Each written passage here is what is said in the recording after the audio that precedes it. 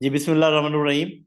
आज हम इस बात पर भी गुफ्तगू करते हैं कि पाकिस्तान के अंदर जो सूरत हाल है पॉलिटिकल, इकोनॉमिक और सिक्योरिटी की, वो किस नहज पे है, किस तरफ जा रही है और क्या इम्कानात हैं।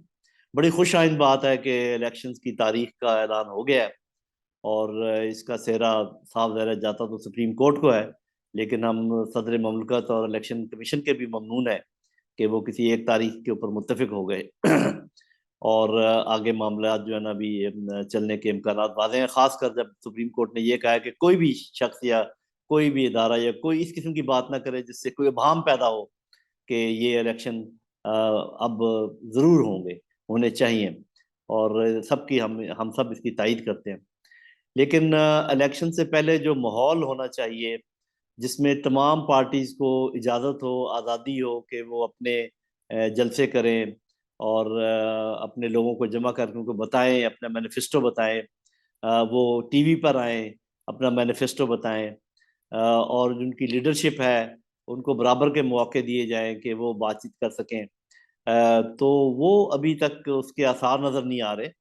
और अगर ऐसा ना हुआ, खुदा न खास्ता के लेवल प्लेइंग फील्ड ना हुई, उम्मीद तो है हमें होगी, क्योंकि मैं ये इस्तदा करूंगा चीफ जस्टिस साहब से कि जैसे इंसाफ होना भी चाहिए और होता हुआ नजर भी आना चाहिए, इसी तरीके से इंतखाबात होने भी चाहिए और शफाफ होने चाहिए और बिल्कुल मुनसफाना होने चाहिए।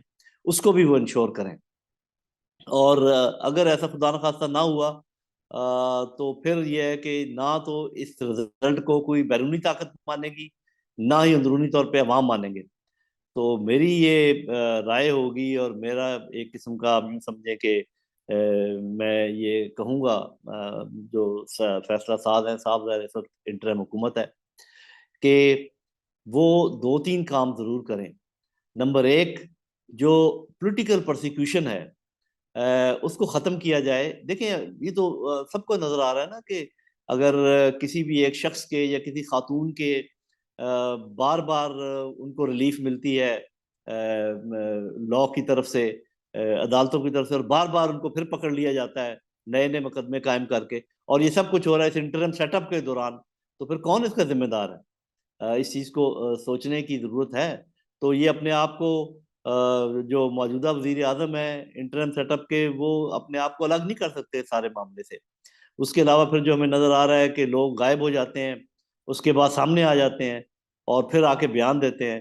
तो मैं सुप्रीम कोर्ट के से ये सदा करूंगा कि वो ऐसे तमाम बयानात को कालादम करार दे दें और किसी भी तरीके से वो किसी भी कोर्ट में वो किसी सबूत के तौर पे ना माने जाएं। जब भी किसी शख्स को कुछ देर के लिए गायब करके बाद में अगर वो वादा माफ गवाह बनता है अंडर प्रेशर या आके कोई बयान देता है, उम्मीद है कि मेरे इन दोनों चीज़ों के ऊपर गौर फिक्र किया जाएगा।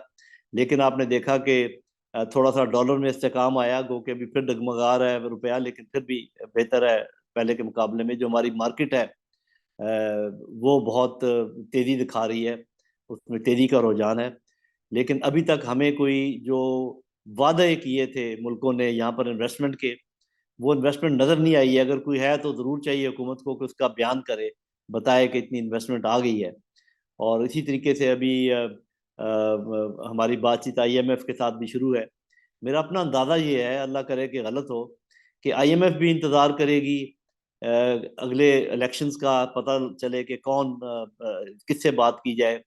और बाहर के जो सरमायाकार हैं, बल्कि अंदर के भी जो सरमायाकार हैं, वो इंतज़ार करेंगे इलेक्शंस का।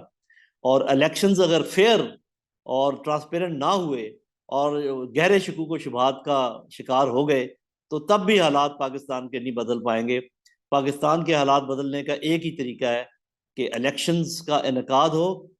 इलेक्शंस का इनकाद ऐसे इदारों के तहत हो जो बिल्कुल कंट्रोवर्शियल नहीं है और बिल्कुल नज़र आए कि ये ट्रांसपेरेंट है और मुनसफाना है, गैर जानबदाराना है।